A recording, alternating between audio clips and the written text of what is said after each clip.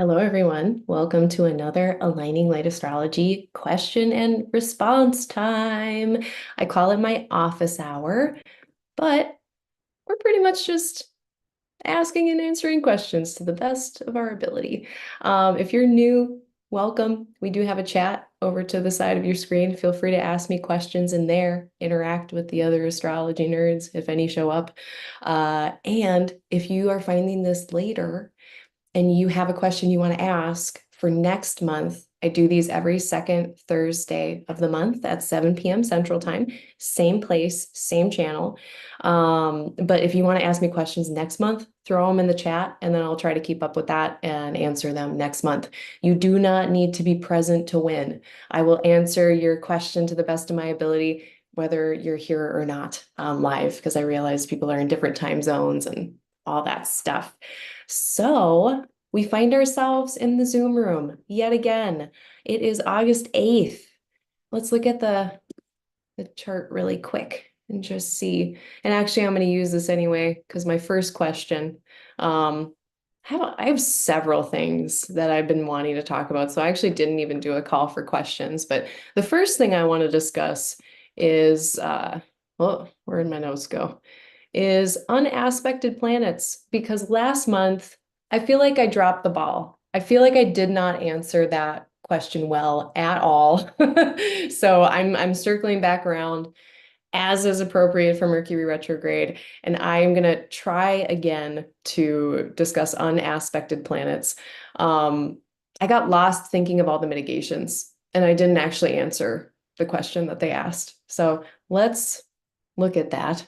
And I've got an example here that it shows a lot of the nuance that I think can happen when we'll talk about Garth Brooks. That's my celebrity chart that I'm going to be using.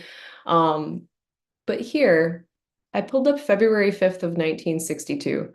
And I remember this because there was a huge stellium of planets in Aquarius, all in the same place. And then it just so happened that when the moon is right next door in Pisces, they're not making any kind of traditional major aspect with Aquarius. So they're in conjunct, they're in aversion, they are in signs that don't share any of the affinities. So if we're doing Western astrology and we are aware of like the Thema Mundi aspect doctrine, I definitely have talked about it in past videos, but quick Google search, Thema Mundi, very quick to learn. But it sets up our aspect doctrine and why planets in different signs are able to communicate, are able to share notes, to give testimony on each other. It's because they either do or do not share certain affinities, such as their element or their modality or their planetary ruler even. All of these things add up into things that the signs have in common with each other. And planets in Pisces don't have a lot in common with planets in Aquarius. We've got air and water. We've got fixed, which is more firm and like maintaining in nature, versus the more flexible, changeable Pisces. They're very, very different. So that's part of why it's like, well, if they're not in an aspect with each other, what is really that about? And it's a lack of an ability to have things in common. And it's almost like people who aren't able to speak the same language. Or if they do and they have a phone, that phone doesn't work and they're not able to get through on a connection. So there's some type of challenge in the moon, in this case, in Pisces, being able to have a connection with any of the other planets in the sky. And this is kind of an extreme case with the moon because um, the one I'm showing here is a bit void of course, which means that the moon is not going to make an aspect with another visible planet, in this case, in another 30 degrees. This is not what Garth Brooks has. And what I would say then about this moon, which we'll see the difference in his chart coming up, but this moon is pretty unsupported where it is. It's not able to connect with its ruler, Jupiter. It's not able to connect with its exaltation ruler, Venus. It's also not able to connect with its Decan Lord, if you're doing that. And I don't even know who the Bound Lord is, but I bet they're not in Pisces. I think we can assume that. It's Venus as well for a bound lord, and they are not sharing any kind of aspect. Now, if you have certain types of orbs, maybe you can see this as moon separating from Venus within 10 degrees. And so, moon probably has some kind of recollection of what that conversation was like. That being said, they are no longer sharing that connection, and the moon is kind of on its own here. And so, if we just keep using this example of like a Virgo rising with the moon here ruling the 11th house of friendship and aspirations, maybe they feel at times a bit unsupported in a lot of areas of life. Maybe they find support through a partner. Maybe that's where the moon is going to find support in this case, but none of the other planets can really provide the moon with support. So if the moon is friendships, and like, yeah, maybe you have you're friends with your partner. I hope you are, if you have a partner. I hope you guys are friends. But like maybe looking at siblings or neighbors, that would be ruled by Mars. Mars is here. So maybe it's hard for the friends to come from the neighborhood or something like that. Abroad or at university, maybe that's also hard to connect with. So for various reasons that one could get into about the sixth house in this case. But it shows a planet, any planet that's unaspected, any planet that's not sharing an aspect with other planets, they end up potentially or having a higher probability at least at some point in life. It doesn't have to be for the whole life, and I'm guessing it won't be if we think about this dynamically, and the moon is eventually going to move on and meet all these planets, but maybe for a certain part of life, for certain parts of life, feeling unsupported or not being that planet, whatever planet it is. In this case, it's the moon, but theoretically, there could be a lot of planets that could be without aspect. What that planet is able to do, they're really doing it on their own, and they're doing it in their own way. And they're not necessarily getting support from other areas of life in a really vivid way. Now, that's thing one, but that's a good segue to thing two, which is when you have a planet that's unaspected, it is doing its own thing, and it is not being influenced by any other planet. So then you, with this unaspected planet, can get this really distilled, unadulterated, like pure kind of version of whatever the planet is in that sign. So for instance, this Pisces moon being unaspected by anyone else here, that is a purely Pisces moon, which we will see with Garth Brooks. If you know anything about how much he has cried publicly. Not that there's anything wrong with that. I have a Pisces moon. I've probably cried publicly. I definitely have.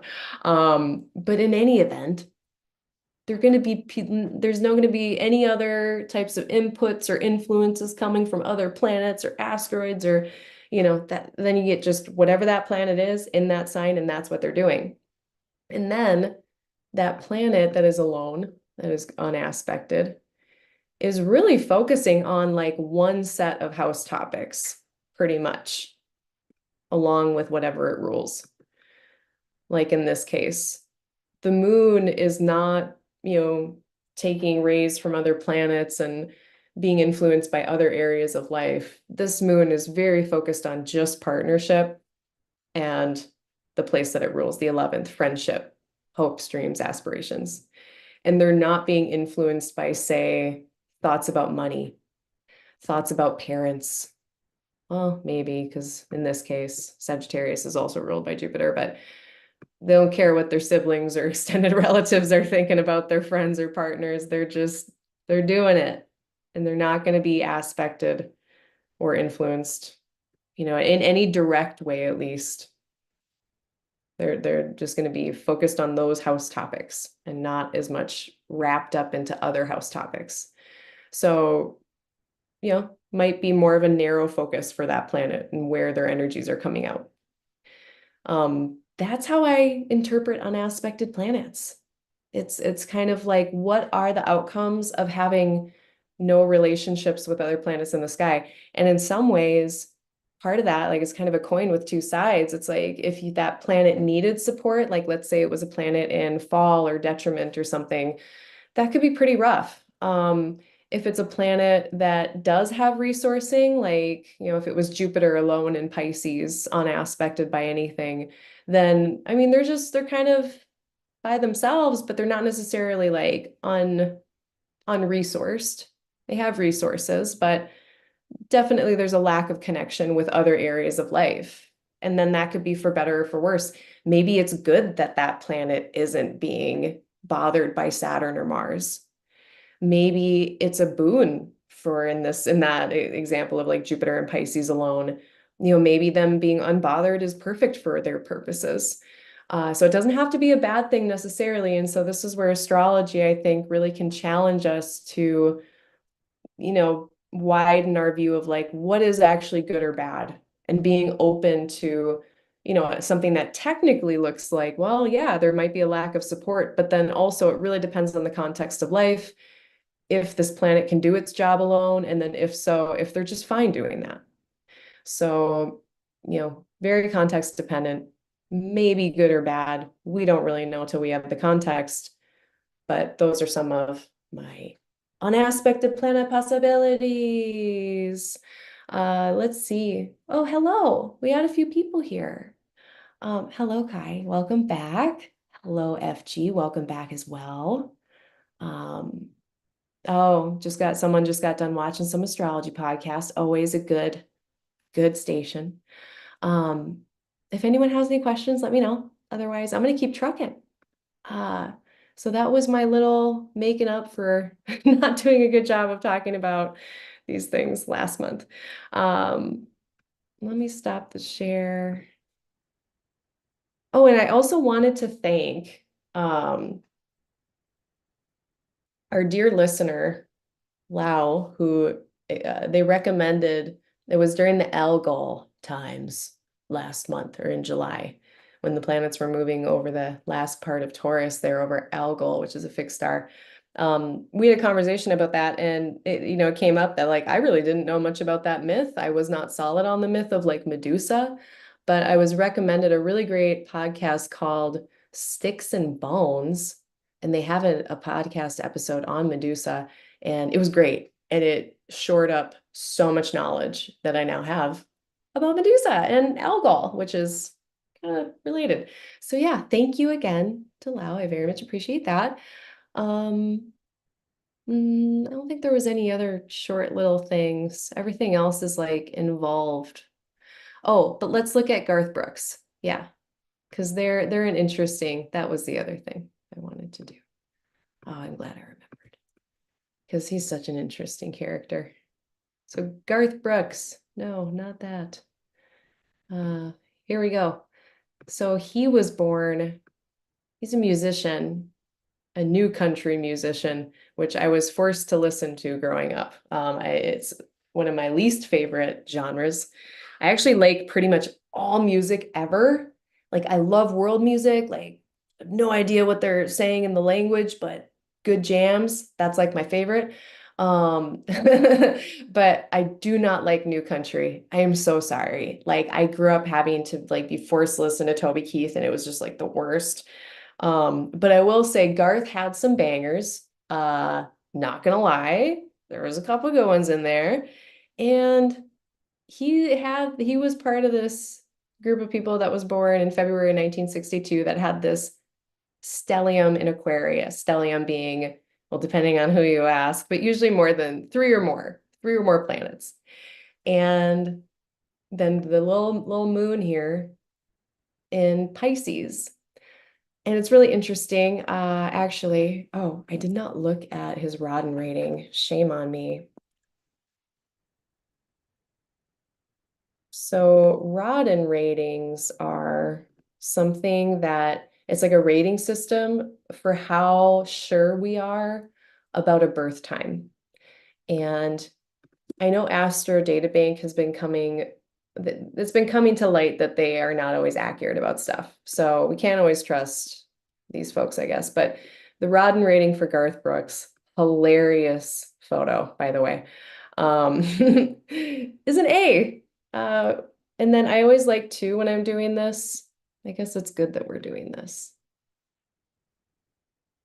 Vanishing pen. Oh yeah. All right. So the source notes. Okay. Basil Farrington quotes him, given by Basil during a UAC lecture. Yeah, they must have gotten it right from the horse's mouth. So in any event, we got Garth Brooks, and he's got this unaspected moon by sign. But this is an interesting example because that moon is so close to being in a sextile with all of these planets. So it's not like that. I wanted to show a few days before this on February 2nd when the moon was actually right at the first decan of Pisces. That's a different situation. So this, even if it's out of sign, I mean, they're within a nice, what is that? 4 + 3, 7 degrees of Saturn in a sextile, which is very generative and like constructive, I think. A sextile with Saturn can be in a day chart. It would then connect the moon with all of these planets in here by a sextile. And it's really interesting that the moon can still see that second house of money, and he sure does have a lot of money. So, clearly something is functioning here. This moon is, I mean, they like to be in a water sign. They like to be in a nocturnal sign. So, it's not like a moon that's, say, in Capricorn that's really struggling. It is very close to the lot of fortune, a material kind of health, wealth type of thing. But yeah, I think the fact that there's this out of sign aspect here really makes the fact that this is out of sign, like in conjunct by sign, it kind of softens that whole business. Because, even if we think about progressions as this moon progresses along, like, yeah, it's going to be doing a lot of productive stuff. So we can see, but at the same time, maybe I'm being too dismissive of Garth. Seems like a very emotional man. He has a rich emotional template and range. And he's also, and I'm totally like, I get to say this because I'm Aquarian and Pisces all over the map. All my stuff is in like this winter time in the Northern Hemisphere part. And it is funny how he is so serious about certain things and at other times, and just like robotic, and then at other times just like blubbering about stuff and just being so sensitive and sweet. So who even knows? But I wonder if this moon feels seen, if this moon feels supported by the rest of himself, or if it's like, oh, who sanctioned these emotions? If that's kind of what the moon is experiencing in there. So I've been picking on the moon today. Any planet, really, there's a chance that it could be unaspected. And so, again, if that's the case, really pure, unadulterated, that planet and that sign coming through with those house topics, far less involved in other areas of life. So, really, maybe almost one note in some cases coming out in life. And then hopefully not, but potentially unsupported. So, yeah. Okay. That's my unaspected planet stuff. Thank you, Garth Brooks. I appreciate you letting me talk trash about you behind your back. That's why I call myself a sloppy Buddhist, because I haven't yet given up bacon or reading celebrity charts. And I haven't gotten rid of my stage name yet, which I will, but my solar return chart for this year is a dumpster fire. So we're not doing anything important on purpose. Hello, Kate. Welcome back. Oh, there was a January 2013. Now I kind of want to look at it. Oh my gosh. January.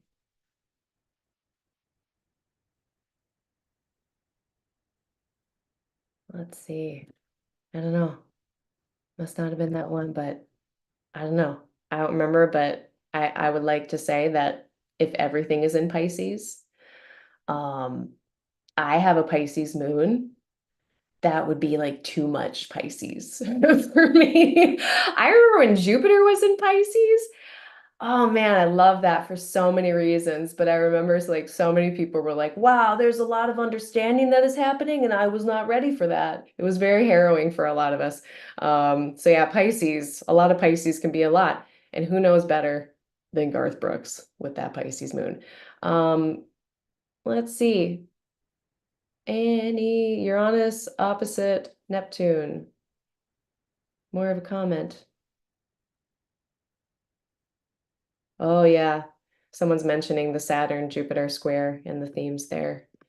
Yeah, this month of August, I don't remember how well I said it in my forecast, but the first part of August feels so much more different than the last part of August. We just really have to wait for Jupiter and Mars to get past 18 degrees, past this Saturn business. And then things like the last 10 days, 10, 11, 12 days of August, I feel like are going to start to move along a little bit less obstructed. So yeah, very different vibes for first part of August versus second part of August. Yeah, that's probably coming up in my next forecast, which I did decide when I was going to do it. And it's going to be the 15th at 5 p.m. Central Time, right here. We'll talk about the second half of August. So then the second question, I'm going to go on to my next topic. And I wanted to talk about animals because I love them. So this is a house discussion. I don't really care what the signs are here, but just thinking about the 6th and the 12th, we have traditionally, people would always talk about the 6th in terms of like Hellenistic astrologers, disease, recovery from disease. Now we frame it more like health, wellness, but originally 6th house, it was a place where Mars finds their joy.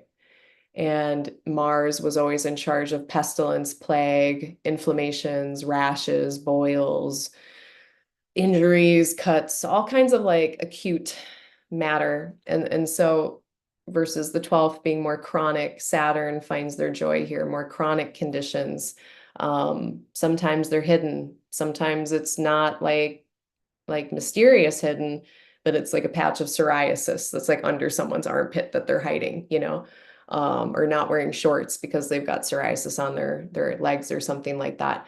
But yeah, long-standing stuff, chronic stuff in the 12th, joy of Saturn. So, the more gnarly things about life can really show up in the 12th and the 6th. And it's really interesting that animals also fall in these places. So we've got small animals, domesticated animals in the 6th.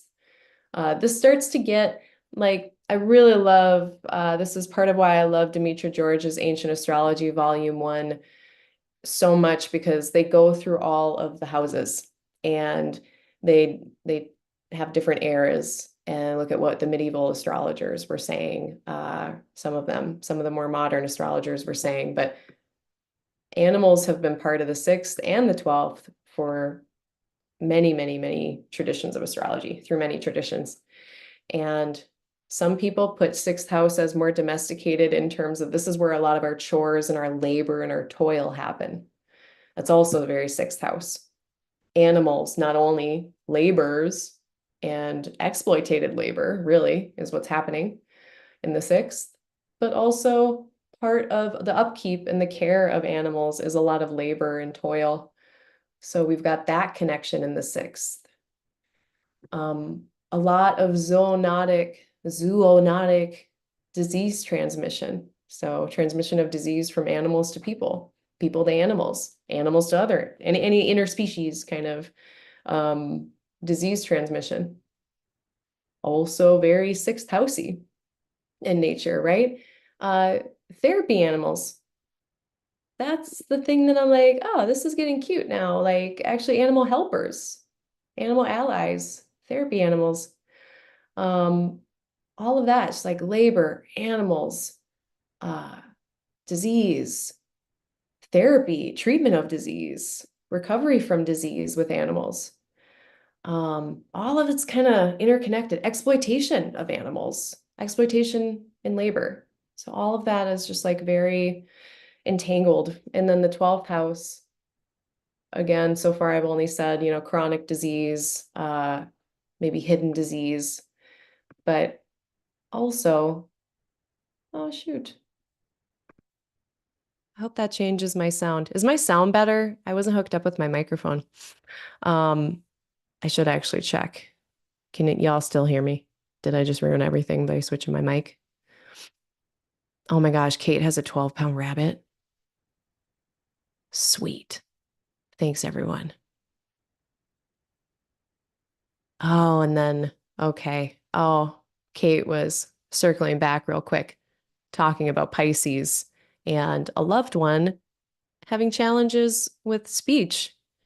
Uh, yeah, if I'm understanding that correctly. And Pisces was usually known as a quiet sign or not. Like they would actually they had ratings of signs like being loud, quiet, like loud or mute, or like a mix somewhere in between. And Pisces was usually a mute sign or a quiet sign. Um, yeah. Oh, see, someone's got Jupiter going into the sixth house. Notorious for getting new pets, notorious for animals coming in.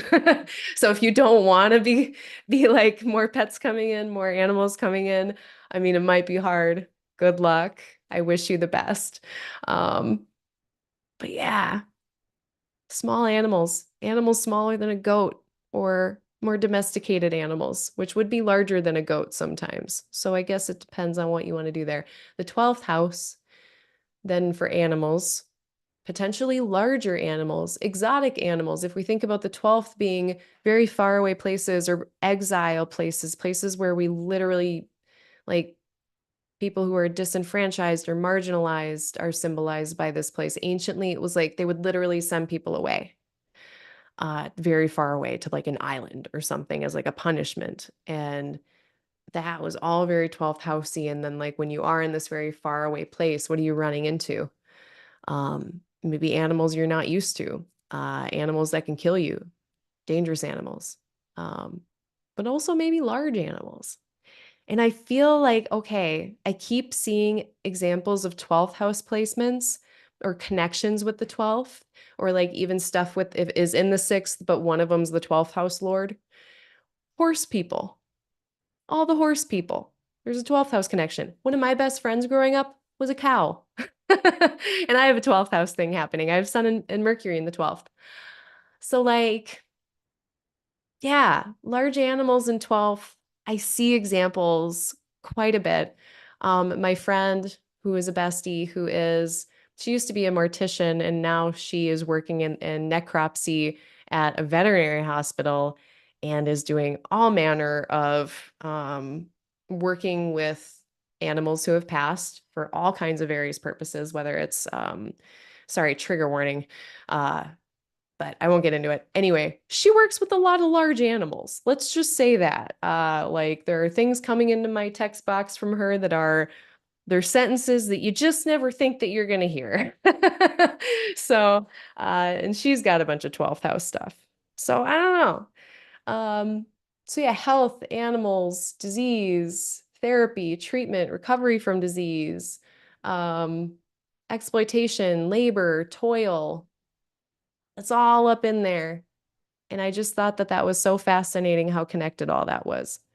So when you're reading a chart, looking at planets in those places, also looking at the ruler of those places. So in this case, for this Aquarius rising, we would see Cancer being ruled by the moon. So maybe they're tending small animals abroad in faraway places. Maybe they travel with their small animal.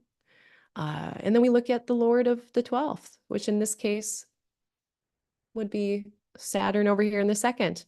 So if they did end up being a horse person, I bet they're spending a lot of money on it. So anyway, that's how that works, in my opinion. I'm going to see if anyone has any thoughts, and then I will move on to my next thing.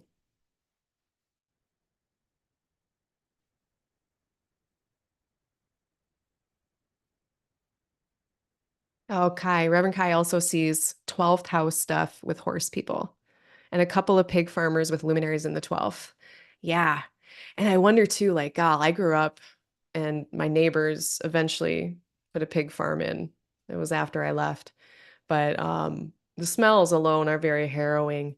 And I wonder, I mean, that could be sixth house because Mars and smells, but like a lot of people don't want to work with pigs. And I wonder if that's kind of 12th housey too.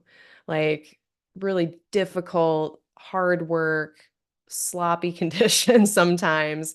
Like, and they shouldn't be because pigs are actually very clean. But if you look at a pig farm, sorry if you're a pig farmer, I don't mean shade on you, but like it's not looking good because they are very clean animals. But people generally put them as like a 12th housey excluded thing. It's very fascinating. So anyway, 6th and 12th, that's where the animals are. Okay, let's see. Finally, I've had that on my list for months. In personal news, my while we're on an Aquarius rising chart, this Saturn-Jupiter square for me is desperately me wanting to watch Bridgerton. And like, there's so many cool things to watch right now. Like, there's Olympics and it's like everywhere and it's in my place of fun. And I can't because I have to take my class. I have to do my chart calculations class. Dang it. So I'm over here not watching Bridgerton. And I just wanted everyone to know that, much to my chagrin. And then, oh, I wanted to talk about astrological blanket statements. So okay, there's like these blanket statements out there.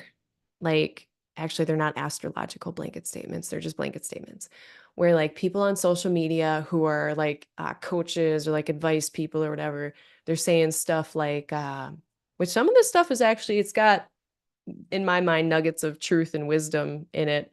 But they'll say stuff like, oh, I forgot I had a band-aid on my finger. Mars. It's in my IC right now. So I keep getting nicks around my home. I keep cutting myself on little things. Um, but anyway, I digress. Um, shoot. Oh, I totally ADHD lost my train of thought. Um, not watching Bridgerton. Uh, oh yeah, blanket statements. People saying, okay, there's some nuggets of truth in this, but capitalism is a problem. It's true. And capitalism loves to tell people you are your career, you are your job. Uh, and then we feel like, oh, it's part of my identity. So I'm gonna make like hard work and my job part of my identity, especially if you're from the Midwest or whatever. Um, and then like that really becomes like such an entangled thing, the identity and the career, that like a boss can just like manipulate that very easily. And I've seen it happen all the time. And that's very true. But then you'll see people saying, yeah, everyone needs to just like divest from the career landscape. Everyone needs to just go be an anarchist and all that. But then I think of people who have like the Lord of the first house in the 10th, or the Lord of the 10th or the midheaven in the first. And they have like an astrological like uh conflagration of, I don't even know if that's a word, um, conflation of these two topics: life path, public life, career, identity, general circumstances that are around them all the time, who they feel like they are. All of that stuff gets connected for someone who's got lords of the 10th and the first in the 10th or the first. So, or even like, what would that be? A Virgo rising or a Pisces rising. You are having your 10th and your first ruled by the same planet. So there's going to be some connection of the 10th and the first. And so that blanket statement of capitalism is exploiting you, if you only care about your job or you care about your career the most or whatever, there's something wrong with you. That's just not going to work for a lot of charts. So I just wanted to point that out if you are one of those people. Another thing is like very similar with romantic stuff. It's like this really reasonable, somewhat true pushback against the hegemony that is, marriage and coupling up and, finding a partner. And, if we think about the past and the way that women who were like not married when they were 30, they were called spinsters or something. It's like there was something wrong with being single. And now there's a very reasonable pushback, like, hey, what if it's okay to be single? Like, what if it's okay to not partner? What if, I'm self-partnered? And like that has been a really great pushback. But then or like people who say, you know, the hyper individualism, like you don't need anyone. You don't need to connect with people. You just need to do what you need to do and not listen to anyone else. But then you've got people who've got like the Lord of the first in the seventh, or the Lord of the seventh in the first. And then all of a sudden, potentially romantic partners, marriage partners become really important, or business partners become really important, and they're not doing things on their own, and other people are really important to them. And this idea of hyper individualism, or, um, you know, being single, you know, maybe it's okay if they really want a partner. Maybe it's okay if they don't want to do things alone. So it really, again, there's these blanket statements that I just see on social media all the time. A lot of them have reasonable like things underneath them, but then I just think about all of the charts that that doesn't apply for or may not apply for.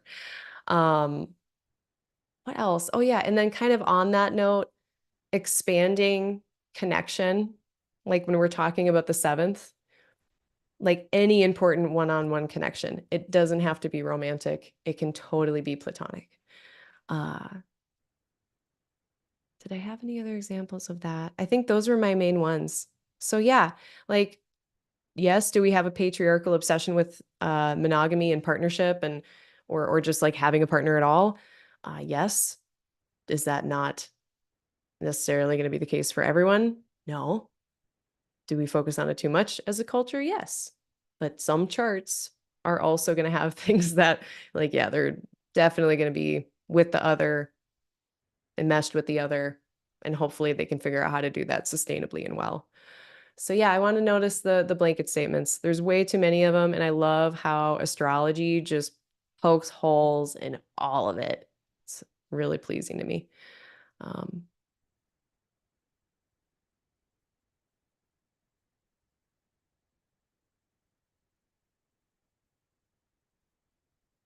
all right. I suppose we got about 20 minutes left.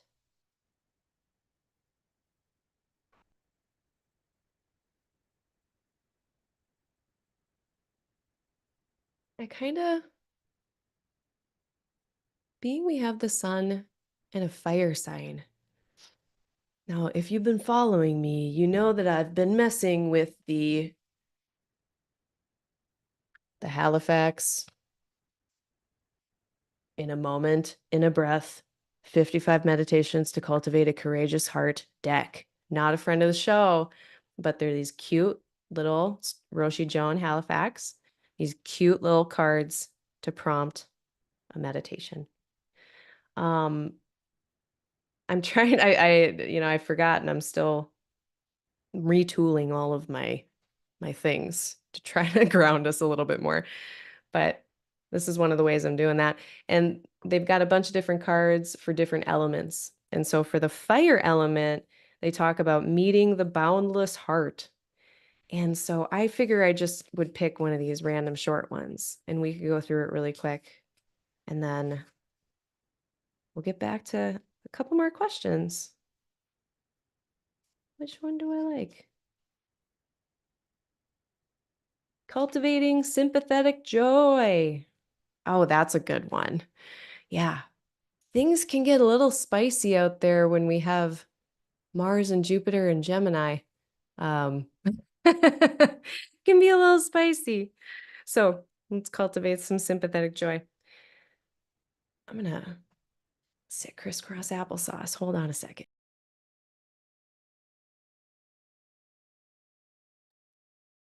Okay. For a moment, reflect on one person who you think is good to the core and radiates joy. Maybe like your grandmother, or according to Roshi Halifax, Archbishop Tutu. But think about someone who radiates joy, someone who was or is not only kind, but also truly happy. See if you can think of someone like that. Let that sensibility of joy and well-being infuse you.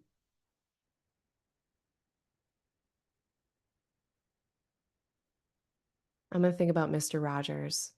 I'm thinking about Mr. Rogers. Now bring to mind, now bring to mind someone who could use a dose of joy and rest with these phrases. So try to think of someone now who could actually use some joy. And I'm going to say some phrases and we'll think about that person. May you be joyful. May your joy increase. May joy fill and nourish you. May your joy continue. May joy infuse your whole being. All right, we sent out some love beams, my friends. We just did it. So that's something that we can do any old time. I like sympathetic joy. It's the reason why I enjoy Price is Right so much. It's just so happy. Actually, that would be another person who radiates joy to think of is Drew Carey. Drew Carey definitely does. Um, Fire time. Cultivating a boundless heart. Leo is a daytime sign. Daytime, diurnal, masculine, whatever you want to call it. It's externalizing, it's open. So, boundless. All right.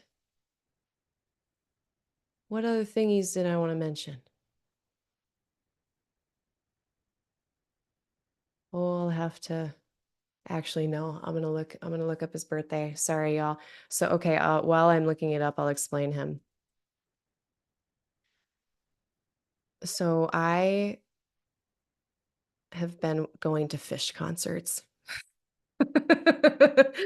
Um, and because my partner likes fish and I want to experience the things that he likes and it's been so much fun. The fish people are so nice. So now I am also part of I call it the Glub Club because that's the sound that fishers make is glub, glub, glub. So now I'm part of this Glub Club and yeah, they're just like very kind people. But anyway, Fish has four members.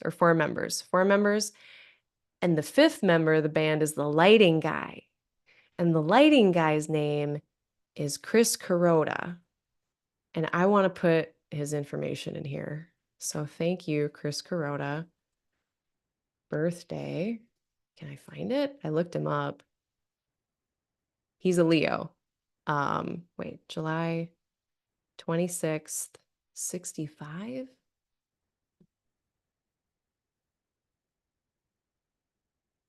Does that mean he's a Gemini?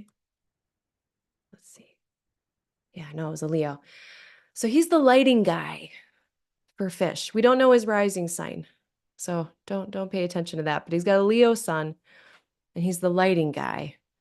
And I thought that that was just a perfect demonstration of how so many times Leo sun is it is and PS, he was born in the United States and the sun is going to be in Leo no matter where you are at this point, if anyone wants to be Virgo about it. But in any event, you can light other people up when you're a Leo. So many Leo people I know, they're so good at showcasing their friends or showcasing other people or just helping to coordinate so that other people can feel just as seen as they understand, how important it is to feel seen. So yeah, there's a lot of like helping to feel seen with Leo. And I thought that this person was such a good demonstration of that. So they're said to be like the secret fifth member of the band because like their lighting is such an integral part of the show. And he does such a great job at lighting up everyone on stage. So yeah, it was cute, of course. Virgo stuff, a crafts person, definitely. So I want to share that. I'm gonna make a note to myself that the location is wrong. No rising sign. So I don't want to make a mistake and I'm going to save it. Celebrity charts. Okay. So then last thing, probably two more things.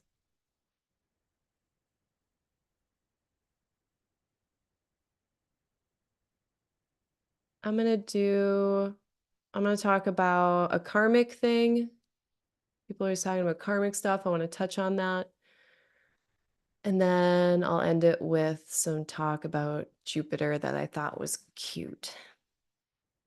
So I don't think I need the chart for this, but I am going to check in with the chat.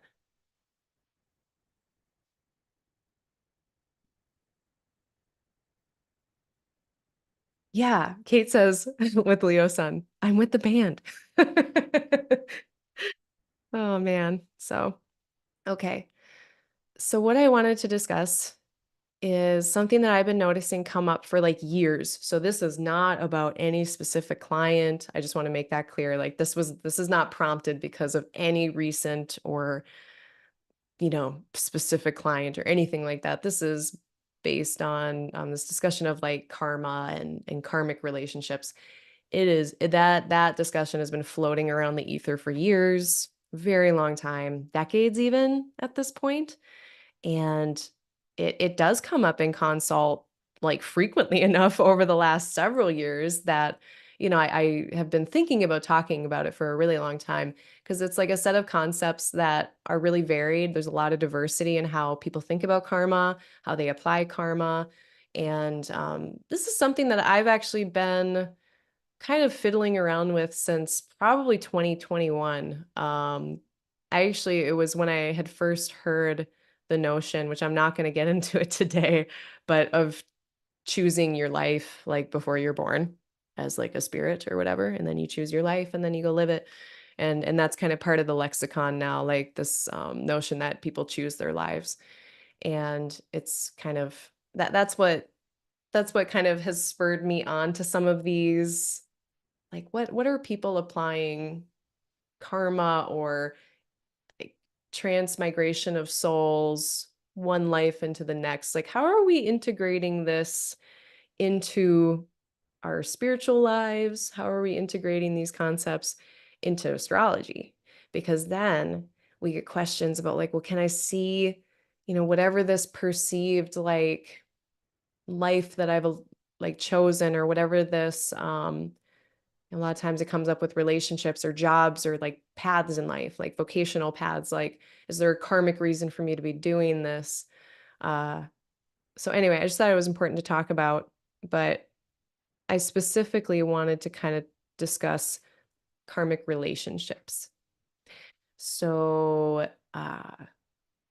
this is like, I guess before I even do that, let's just talk about karma in the chart. And I'm hoping that enough people will see this video eventually that like, because I feel like people get disappointed. Like they come to me and they think like I have things to say about it, especially being I have, I have my practice of Buddhism, but because of that practice, it's pretty anticlimactic. And I'm like, yeah, it's action and consequence.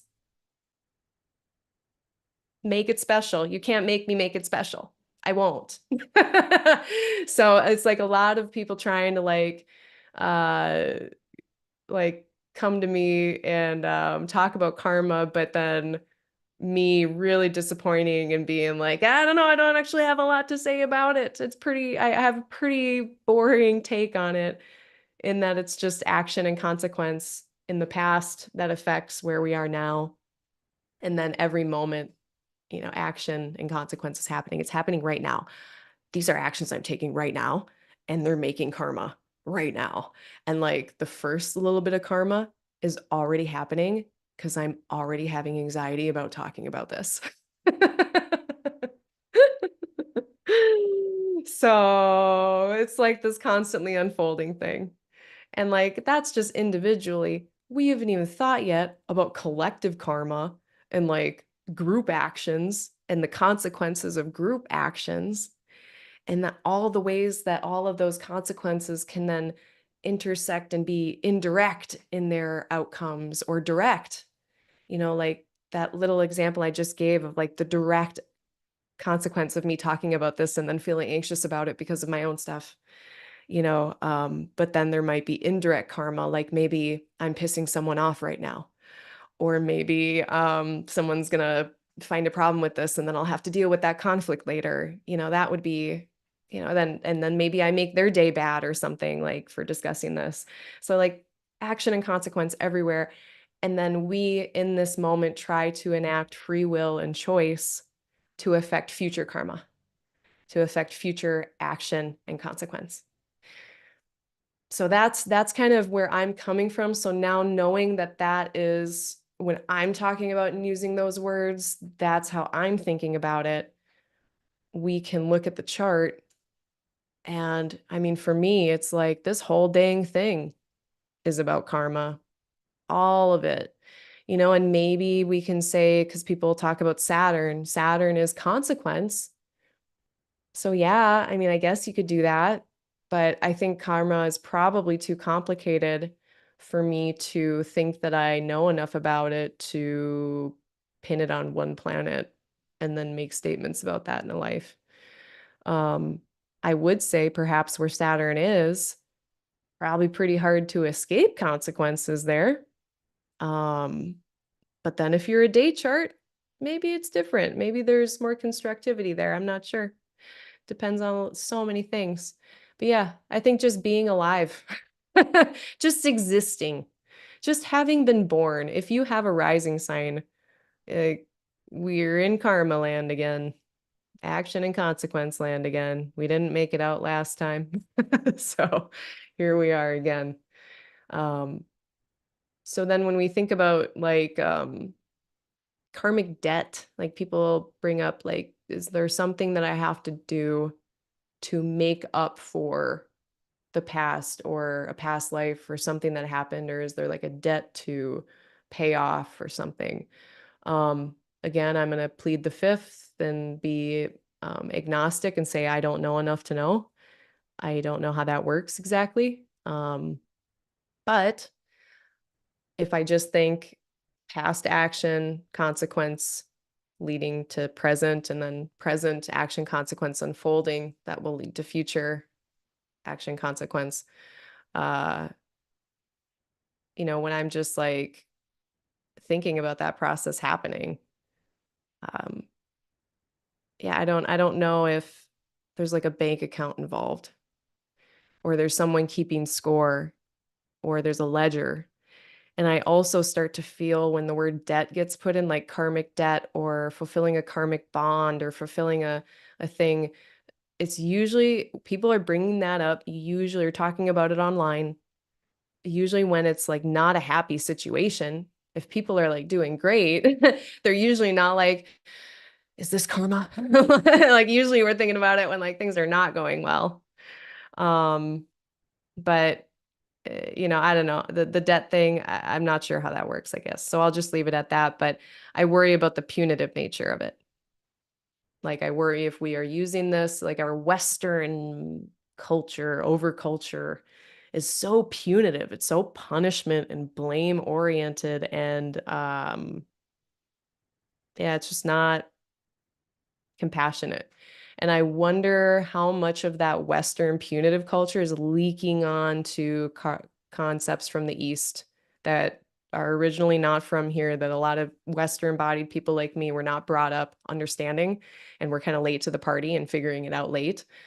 I worry how much the Western overculture is kind of getting mixed in, and then this punitive nature comes in with karma, which I don't think was the point. I think that's losing the plot a little bit. And then my main point, and this is why I'm talking about it, I think all of this leads to folks staying in bad situations longer than they're supposed to, tolerating mistreatment because they're under some notion that they should tolerate it for longer because of past infractions or some shit. And I'm just like, nah, leave. Don't do that thing. There's nothing to pay off, my friend. Um, so yeah, like, ah, be careful with those. Be careful with those. It's everywhere. It's just part of the lexicon now, a lot of this stuff. And even when I was growing up, like this notion of people getting what quote unquote what they deserve. Uh yeah, it's just really punitive. And I don't think that that's how it was like meant to be. But then I see people putting that on themselves too. It's like they put it on other people, but then they also put it on themselves and then are like, well, I guess I'm paying off, this karmic contract or this karmic debt, or I had a karmic contract with someone from a past life or something. It's like, I don't know about you, but I feel like going through a few different realms, like, I don't know if contracts apply. I don't know. That seems wild. That seems like such a, like, material world people have contracts. And then the final thing I'll say about it, karma's bitch. Oh, karma's a bitch. Um, yeah, it's the same thing. It's like people saying, oh, they're kind of doing the I told you so dance. That's what that is. Uh, and it's not, I mean, God, who is that televangelist that died? I mean, I'm not saying I don't have these thoughts still, because when that guy died, that televangelist that said all the horrible things about just certain groups of people, I don't want to be like trigger warning about it, but when he died, I was like, oh no, like what's gonna happen to him? like I was in that peanut gallery like everybody else. So like, yeah. In any event, the last little bit I want to mention here, and this actually, like, and then another big flag that was like, I want to talk about this, I feel compelled to talk about this, was I watched that documentary about twin flames. I watched that Netflix documentary with those weird people that are like running it and then like assigning people together to like date. And then it's just like the perfect conditions for abuse. And I did not uh realize like how strong these ideas were for people. And I think what it's pulling at, I think it's ideas that really, what I think why people resonate with it, because I was trying to figure out like, why do people resonate with these ideas? And I think it happens when we have such strong, and this is just a hypothesis, but when we have such strong feelings about someone, or like the relationship is like really intense, like let's say you're meeting someone and it's really exciting and it's the quote unquote, as we say here, a dopamine casino in your brain, because that's how it works. And maybe it's really intense that way. And maybe we are not used to feeling that kind of intensity and connection. And so we think there must be something special happening here. Am I allowed to feel this happy? Maybe you've not been loved that much before or something. Is this allowed? Like, is this real? And like, we want some confirmation, some validation that like the intensity of it is okay to have. And it's hard to do that without having some kind of story around it. But what I worry about then is the expectations that come with all of this. So similar to like, okay, using karma as kind of this reasoning about why I might stay and tolerate like a difficult job or a difficult circumstance with family or a partner. Um, like besides that, oh, lost my thought again. God, I swear I got long COVID or some shit sometimes. Also, I have ADHD. Um, Oh yeah, the expectations. It just gets really rigid. It's like very like expectation-y. Like already there was that ability to like tolerate, or that well, it is kind of a sad ability sometimes with humans to just like stick around for mistreatment. But then also this kind of idea like, oh, well, if there's some debt to pay off, or this is a karmic contract or whatever, that like it sets up these expectations. And it's hard not to have expectations just in general. I got them all the time. I'm always kind of battling, the natural expectations that come up because people have them. Like that's how our brains work.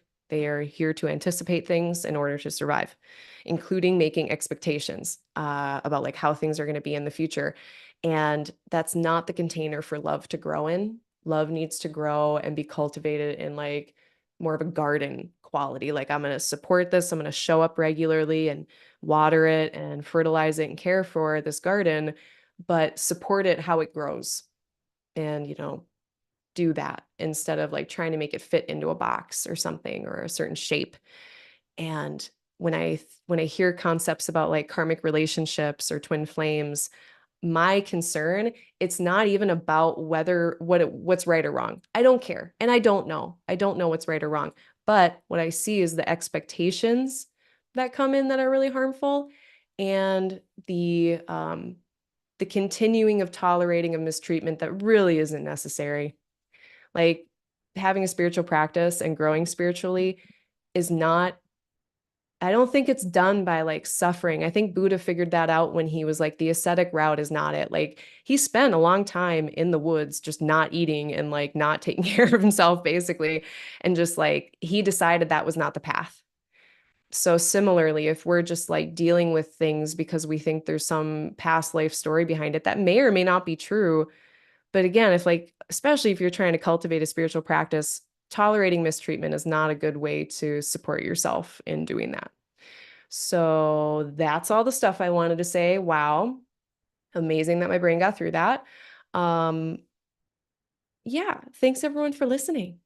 But I kind of wanted to put out that more serious PSA because it's something that I've talked about here and there over the years, but I just feel like I need to talk about it again, you know. And maybe that's Mercury retrograde with Venus, things from the past, you know, uh, about relationship that I just can't stop thinking about. Um, very good. Thank you, everyone, for your engagement and your questions and everything. Very much appreciated. Uh, and thank you for everyone's open mind and especially listening to that last part. I hope I didn't, you know, step on anyone's toes. Like, again, like the point is not who's right or wrong. It's not about that. I'm not concerned about that. It's well, the consequences is the outcome of these beliefs and that the quality of life that it imparts upon people. So let's see. Announcements. That, oh, one more thing to share with the circle chart. So we are in this square of Jupiter and Saturn, and it is perfecting mid-August here. And then it's going to happen again in December of 2024. And then the third time it happens, it's actually going to be in the next set of signs. Let's actually just look. So the next one's August 19th. And Saturn-Jupiter Square is like kind of growing pains. It can be this part of this cycle of growth and decay of cultivation and pruning that is natural in all of our lives. And the square is a bit of a clunky part of that cycle, in my opinion, but we're having that period right now. So August 19th is when that perfects. And then the next time this square is exact is going to be December 24th of 2024. And then the final time is June 15th of 2025. At that point, they will have made it into the next signs, Cancer and Aries. So a little different flavor and vibe with that last one of them. That's not covered in my workshop, which is why I'm talking about this. I did a workshop about this. So if you are curious about that configuration, if you want to know more about how Jupiter and Saturn, how that square acts, how it behaves, if you want to learn how to apply that knowledge to a birth chart or to other people's birth charts, I have a workshop. It is about 2 hours-ish, and it has a big long slide deck that has a bunch of stuff at the end where, based on your rising sign, I have templates for how to interpret this square based on rising sign. So it's $15. Way undersold myself on that. I should have charged more. Take advantage of my bad business prowess now, because next time I make a workshop, it's not going to be 15 bucks. I think it's a really good deal. I'm going to link it below if it's not already, but it's on Podia. I'm pretty sure I linked it below. I think it is. But Jupiter and Gemini workshop, and then square Saturn. That's what that's about. Next forecast for August part 2 is at 5 p.m. on August 15th, 5 p.m. Central Time, 6 p.m. Eastern Time, 3 p.m. Pacific Time. And I will be here again. Next Q&A is going to be the 12th of September, 7 p.m. Central Time again. And I think between now and then, I really don't have anything. I did recently do a podcast, but it wasn't about astrology. It was actually about burlesque, because I did burlesque for many years in a previous life, previous to the pandemic. And I talked to Tal of Tiger Time all about the sport of burlesque. It's a sport. It wasn't a sport at first. Burlesque started as its own thing, but it became a sport. So I talked about that on Tiger Time. I haven't done anything else. I'm still consulting. If you would like a birth chart reading from me, if you would like a forecasting session with me to look at the future, we can do that at my website, www.aligninglightastrology.com. And then on bookings, that's where you book. I've got service descriptions if you want to know. I have a few different options. I've got a shorter form, cheaper reading if the 75 is not up to speed for you, or you don't need the whole 75 minutes. I do have a shorter one. And then I also have a sliding scale. So if finances are difficult, and or if you meet sliding scale kind of criteria, pretty much if you've been oppressed or messed with by all these systems that we have, you qualify. And it's my way of giving back. So don't let like money get in the way of astrology. Astrology, it is something that I think everyone should have access to. And so I don't want money to get in the way. If that is the case, email me at aligninglighastro@gmail.com and we will figure something out. Um, let's see. Although I don't do trades, I do actually need cash money at some point because I do have rent. So I do consultations. My empty houses journal article is still for sale at Revelor. So go to revelor.com. It's the Cayley Institute's journal that they do quarterly. And I did a talk on empty houses, or I did a little treatment of how you treat empty houses in a birth chart. So if you're interested in that as well, I have that there. I think that's it. Thank you so much, everyone, for all your time and attention and energy today. I really appreciate it.